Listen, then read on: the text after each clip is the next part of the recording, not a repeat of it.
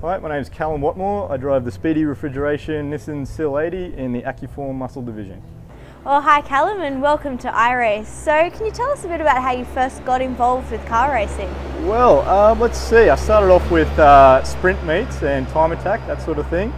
And I've used simulators at home to practice the tracks before coming there in real life. And that's always been a bit of an advantage over some of my competitors. Yeah, so over the years, got bored of racing against the clock, and then decided to come and go door to door with people.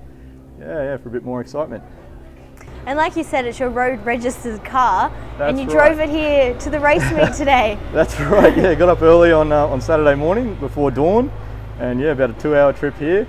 And yeah, I always keep that in the back of my mind that I've got to drive it home, so I never do anything stupid out there, always keep it in one piece. So it is a Nissan Silvia. Can you tell us a little bit about it? Let's see, I got it back in 2006. It started off as a 180SX, very standard kind of thing, and it slowly, took it to track days at QR and Lakeside pretty early on, and that's where I got the itch to start sort of patching the weaknesses that I found, such as brakes, suspension. Not so much power until later stages. Power's overrated, to be honest. Brakes and suspension are the key, and just worked on improving my driving. To bring it up to its current state today, where it's getting pretty serious now for pushing the boundaries of what's legal for a road registered car slightly. So what modifications have you made to the car to make it track ready? At its current state, I've got big R33 Skyline brakes, so there is a bit of Skyline to it. Some suspension thanks to Option 1 Garage that have come on board this weekend, and they've lent me some MCA shock absorbers, which have been incredible and really helped me to get the power down out of the slow corners, which I was struggling with beforehand. Some homemade aerodynamic devices which have completely transformed the car through high-speed sections, keeping it really stuck to the road. Like a really basic stuff makes a massive difference. And are you a competitive driver? How do you find racing against your friends on the track? It's really cool. I'd say I'm respectful but firm, because I always want to keep my car in one piece, and I never want to harm anyone else's car, do any damage, that sort of thing. Because I hate the idea of having that conversation afterwards with someone. And is there anything you'd like to do to the car to get it running at peak performance? A few dollars wouldn't go astray for a little bit more power, would be nice, and I'm starting to notice the chassis flex of a standard road car. It really needs more of a roll cage and some more bracing around the place. So who helps you maintain the car both at the track and on the off seasons? Well, my awesome pit crew of my dad, Nick and Pete are here today. Alan from Hankook Tyres and Paul from Option 1 Garage are my main supporters. Yeah. How are you going this weekend at Morgan Park? Going well.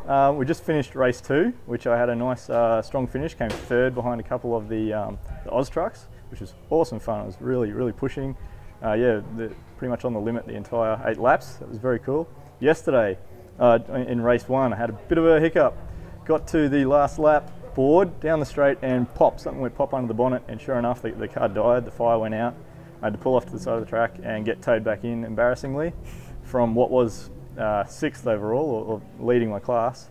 And an intercooler hose, a really simple thing, had popped off. It's like, it was pretty frustrating from what could have been a really good finish. So what do you hope to achieve this weekend? I want to try and win every remaining race if I can, and see where that puts me in the end for points. It's not going to be easy though with the handicap starts, and pretty intense field.